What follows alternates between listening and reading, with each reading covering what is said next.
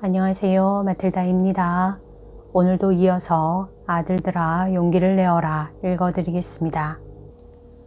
이 책은 예수님께서 오타비오 미켈리니 문신율께 받아쓰게 하신 메시지입니다. 126장 근본적으로 개편되어야 할 교회 조직. 정화기에는 내 교회 안에 하고 많은 것들이 불에 타버릴 것이다. 그렇다, 타버릴 것이다. 어떤 것이 타버렸다고 하는 말은 파괴되어 사라진 것, 따라서 인간에게 아무 쓸모가 없어진 것을 뜻한다. 여기서 나는 유형적인 조직과 비유형적인 조직 전체에 대해서 말하고 있다. 이미 너에게 여러 번 지적했듯이 새로워질 내 교회는 근본적으로 개편되어야 할 것이다. 내가 내 어머니와 내 사도들을 통하여 교회에 부여했던 원래의 모습으로 다시 나타나야 하기 때문이다. 지극히 거룩하신 내 어머니께서는 내가 승천한 후에도 세상에 남아 계셨다. 나와 함께 공동 구속자이신 그분은 단순함과 겸손과 사랑과 고통으로 사도들의 모후로서 사도들과 더불어 계속 내 교회를 낳으셨다. 아들아, 계시 유산은 분명히 불변적이며 손댈 수 없는 것으로 보존되어야 한다.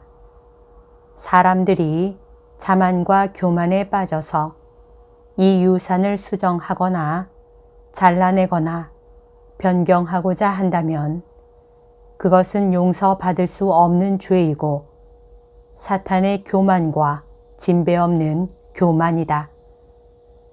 그런데 그러한 교만이 거짓 신학자들과 일부 주교와 수없이 많은 사제와 봉헌자들의 영혼 속에 자리하고 있다. 그들은 어처구니 없게도 하느님의 말씀을 제멋대로 해석하는 권한을 가로채어 말씀을 시대의 요구에 예속시켜 왜곡함으로써 인간 생활의 조건이 변함에 따라 어제 적용한 것을 오늘은 그럴 수 없게 하고 있다. 하기야 이러한 이단이 처음 나타난 것은 아니다. 아주 많은 사람이 그 주창자가 되었는데 특히 프로테스탄트와 반개혁주의자들이 그러하였다.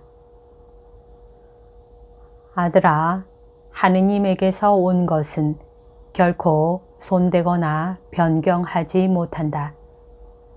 인간이 무엇이기에 하느님을 반대하여 일어서며 감히 하느님께 도전할 수 있겠느냐?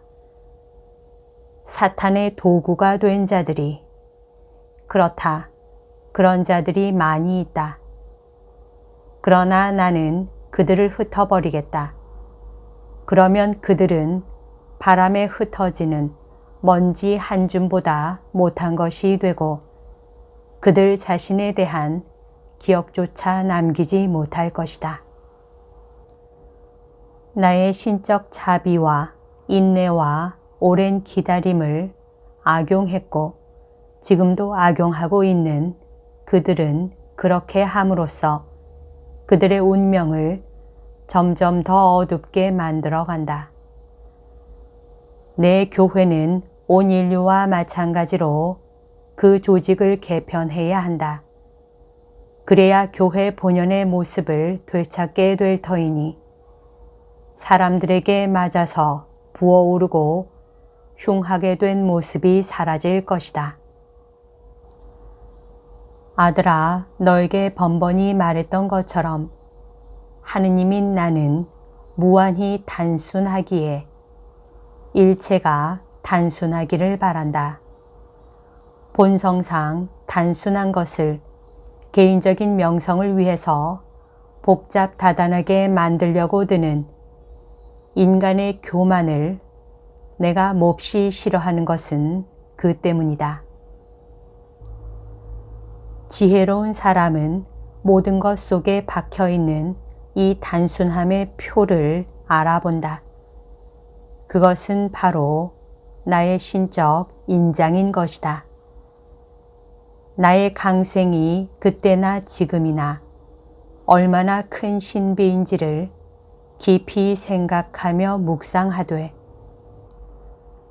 내가 이를 얼마나 단순하게 세상에 나타내었는지도 아울러 바라보아라. 또한 모든 가정의 원형인 나자렛 가정의 단순함을 생각하여라. 하늘의 천사들이 그 단순함에 놀랐고 세상에서 한다한 이들과 멀리 동방에서 온 박사들도 놀랐다. 끝으로 내 지상생활 전체에 걸친 단순함을 유심히 살펴보아라. 그것은 이 물질주의적인 세대의 교회 사람들과 공통점이 상당히 많은 성전 사제들의 계략과 음모와 야심과 탐욕과는 전혀 상관없는 단순함이었다. 오 아들아, 하늘에서 불이 떨어질 것이다. 인간의 교만이 자원해서 초래한 이 불은 인간이 중독시키고 더럽힌 모든 것을 잿더미로 만들 터이니 결국 인간이 자기 자신을 심판한 셈이 될 것이다. 이는 역설적이지만 엄연한 사실이다. 이 파괴적인 불에서 모면할 사람들은 이미 표시가 되어 있거니와 그것은 교회와 인류에게 묻어있는 더러운 때를 말끔히 태워 없앨 불이다.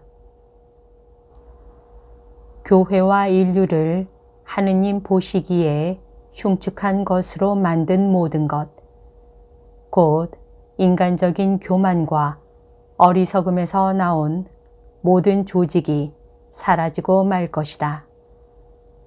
아들아, 교부들과 성인들과 위대한 교회 박사들은 어떤 경우에도 하느님의 뜻에 따라 홀로 계시 유산을 지키며 정당하게 해석하는 일을 맡은 이들의 권위 있는 판단과 결코 의견을 달리하지 않았을 것이다. 달리 말하자면 하느님의 말씀을 홀로 가르치고 지키며 해석하는 교회의 정당한 교도권에 이의를 제기하는 일이 결코 없었다는 것이다. 영원 불변한 하느님의 말씀을 시대 변화에 맞추어 적용할 수 있다고 주장하는 것은 악의 일을 분명히 드러내는 것이니 그 누구에게도 더군다나 목자와 사제와 일반적인 봉헌자들에게는 그만큼 더 정당화될 수 없는 것이다. 시대의 변화란 바람골의 급변에 따라 얼마든지 변할 수 있는 인간만큼이나 바뀌기 십상인 것이 아니겠느냐. 지고하고 영원한 진리이신 하느님께서는 변하시는 법이 없고 변하실 수도 없다는 것을 어떻게 모를 수 있단 말이냐. 하느님께서 사람에게 복종하실 수는 없다. 하느님의 말씀도 마찬가지이다. 언제 어디서나 사람이 마땅히 하느님께 복종해야 하는 것이다. 아들아, 그런데 사탄은 사람에게 하느님 자리에 대신 들어 앉으라고 부추긴다. 하느님에게서 사람을 빼내어 멸망의 구렁으로 몰아넣기 위함이다. 너에게 강복한다. 나를 사랑하고 기도하고 너의 고통을 봉헌해 다오. 1977년 12월 4일. 여기까지가 오늘 들려드릴 내용입니다. 오늘도 하느님의 뜻 안에서 서로 사랑하는 하루 보냅시다. 사랑합니다. 축복합니다.